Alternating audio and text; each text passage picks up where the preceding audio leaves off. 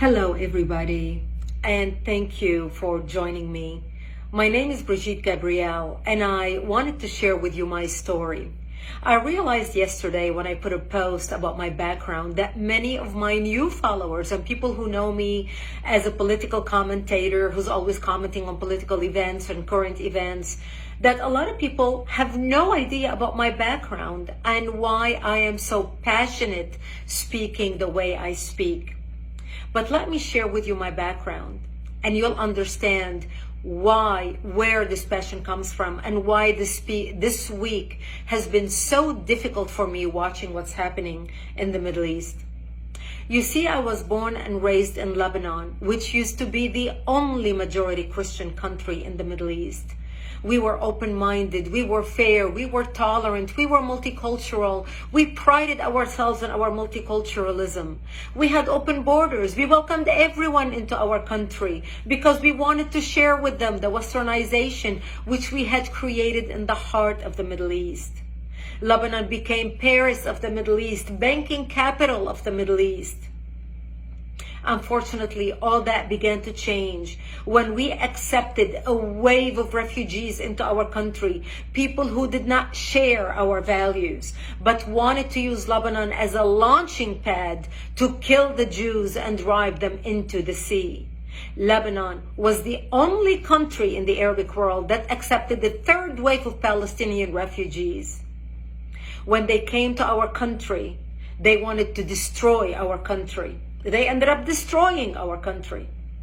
My 9/11 happened to me in 1975 when radical Islamic Palestinians blew up my home, bringing it down, burying me under the rubble wounded. I ended up in a hospital for 2.5 months. And as I laid in a hospital bed, hooked up to IVs, I would ask my parents, why did they do this to us? And my parents would tell me, because we are Christians, they consider us infidels and they want to kill us. So I learned since I was a 10-year-old little girl that I am wanted dead simply because I was born into the Christian faith and lived in a Christian town. We ended up leaving the hospital and coming back home, but my home was no longer the home I left. I ended up living in a bomb shelter underground in an 8x10 room without electricity, without water, and very little food.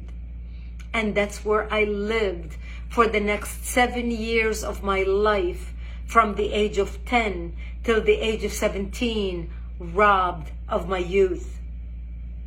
The Palestinian Islamists cut off all water supplies to our town, cut off electricity, cut off food. In order for us to go out and get some greenery, we would go out and dig out dandelions and different greenery that grew around our bomb shelter because it was the only salads we had to eat.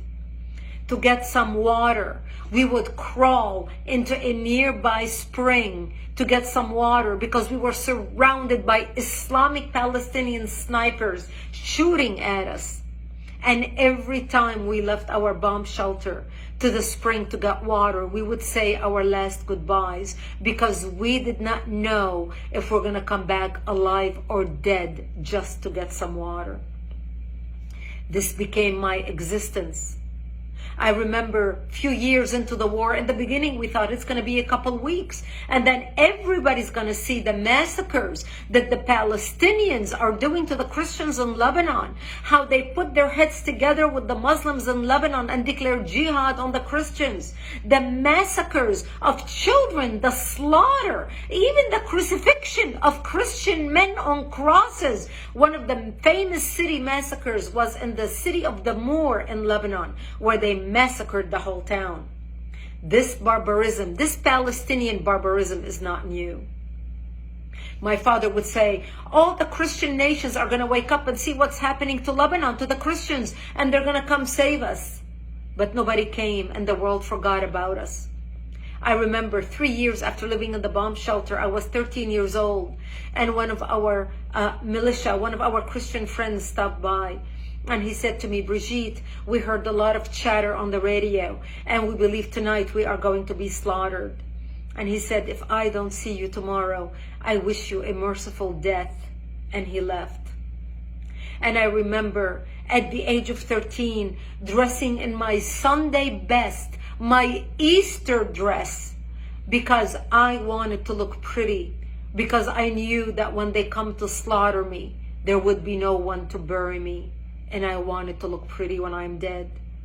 And I remember my mother combing my long black hair as I sobbed,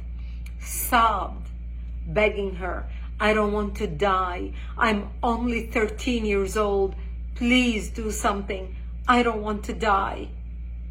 And there was nothing my mother could say to me. And I remember sitting in the corner of our bomb shelter, and my father started reading from Psalms.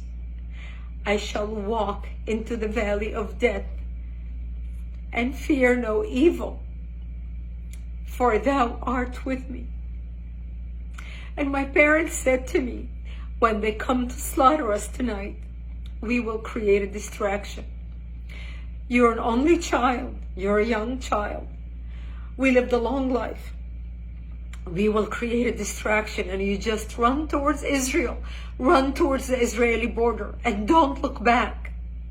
You see, we knew if we run to the Jews and beg for help, the Jews are not going to slaughter us, because we had more shared values with them than we had with the Muslims.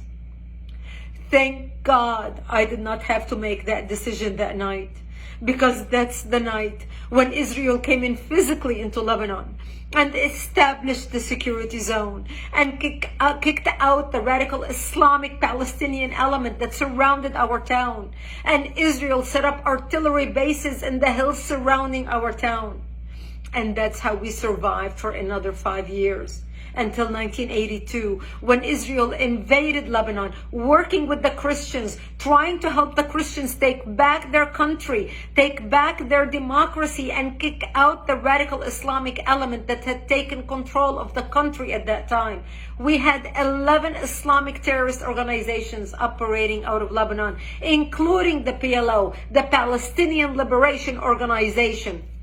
And Israel finally ended up kicking Yasser Arafat and his cronies all the way to Tunisia. And that's how we came out of the bomb shelter and back to rebuilding our lives.